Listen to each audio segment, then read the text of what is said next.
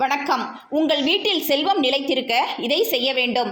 அந்த காலங்களில் வீடுகளில் சாம்பிராணி புகை போடுவார்கள். அதனால் தேவையற்றவை விலகி தேவையானவை தேடி வரும் என்பது ஐதீகமாக இருந்தது. அதே போன்று நீங்களும் வீட்டில் செவ்வாய், வெள்ளி மற்றும் முக்கிய நாட்களில் கலப்படமில்லாத சாம்பிராணியால் புகை போட்டு வாருங்கள். இதுநாள் வரை உங்களை தொடர்ந்த துரதிருஷ்டம் விலகி விரய செலவுகள் கட்டுக்குள் வந்து வீட்டில் செல்வம் மேன்மேலும் வளர வழிவகுக்கும். உங்கள் சூழ்நிலைக்கேற்ப ஏற்றாற் போல் அதற்கேற்ப சாம்பிராணியை போட்டு வாழ்வில் அனைத்து வளமும் பெறலாம். சாம்பிராணியில் தூபம் போட்டால் கண் திருஷ்டி, பொறாமை ஆகியவை நீங்கி முன்னேற்றம் கிடைக்கும். சாம்பிராணியில் அகில் போட்டு தூபமிட குழந்தை பேறு உண்டாகும். சாம்பிராணியில் மருதாணி விதைகளை போட்டு தூபமிட சூனிய கோளாறுகள் விலகும். சாம்பிராணியில் தூதுவளையை போட்டு தூபமிட வீட்டில் தெய்வம் நிலைக்கும்.